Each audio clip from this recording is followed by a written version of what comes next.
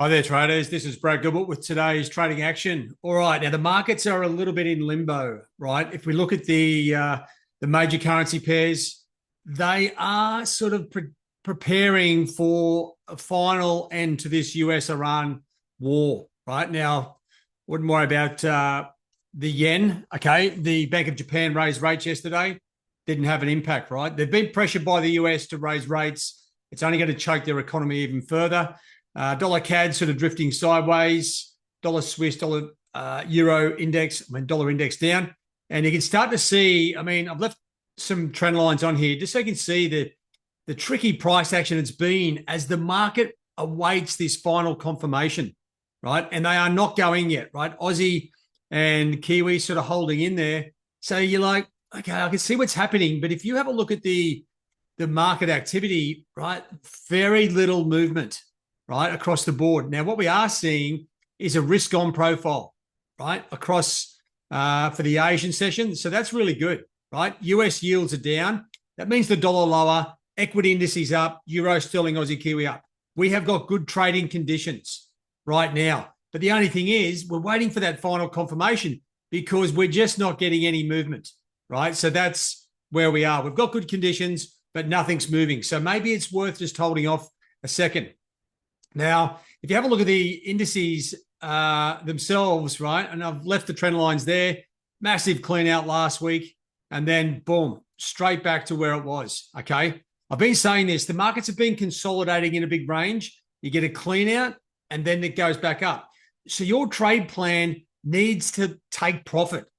I see so many traders thinking this is the big one, right? This is the big one. I'm going to hold on. I'm going to hold on for the whole ride, and then you know what? They end up with about a tenth of what they should have made when it's all said and done. So make sure your trade plan, make sure you're taking profit. Now, oil, this is the thing where you've got to think it's over, right? Oil's back at 76 bucks, right? This is below the levels where when the war started, right? So that is the precursor. It's been all about oil. So if oil's lower, you got to think there's a bit of a resolution coming through, okay? Starting to see gold sort of pick its head up off the floor. Same with silver. And even the cryptos are sort of holding in there, right? So what we got at the moment is the market is sort of waiting, okay? Waiting for the next key event. And as I said, just keep an eye on the news. US-Iran ceasefire agreement to be public soon. Well, don't forget, it includes 300 billion, okay? So that is so where the US are buying their way out of this solution or situation. Now let's just come over to trading economics. What should you be looking at? Keep an eye on sterling, right? This is where sterling starts. You got inflation rate today, and if I just scroll down, we've got like a bit of a trifecta. We've got employment numbers Thursday, and Friday we've got retail sales figures, as well as the Bank of England, of course, right? But none of the central banks are doing anything at this point. So just understand sterling. It's worth having a look at sterling and the sterling crosses, right? Because that's where the action is going to be.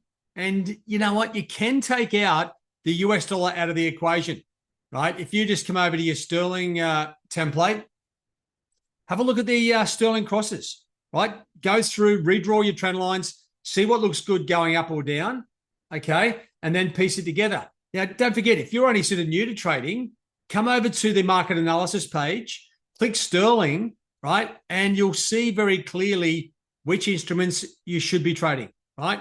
Sterling Kiwi going up, sterling Aussie down, and sterling CAD, sterling yen up, right? So you've got plenty of pairs here to be looking at depending on what these inflation numbers are doing. I'd say trade the crosses as opposed to the US dollar, right? They will be more reactive to inflation numbers at the moment because you know what? The dollar's attached at the hip to this US-Iran issue, and that is really discombobulating, causing a lot of angst, right? The good thing is, if this is over, we go back to normal fundamentals, we'll go back to trending markets, and it's showtime, right? So hang in there, wait for the next couple of events. And I did actually forget to mention, we've also got the Fed, right? So if you come down here, we've got later today the Federal Reserve.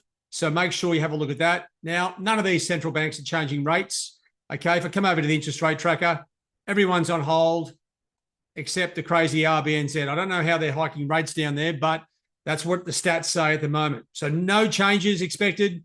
Just be cool. Wait for the good trade setups. And if you're focusing on sterling, use the tools. Isolate sterling. Find the pairs that work good going up, going down, and then you're in play. All right, guys, have a good one. All the best. Cheerio.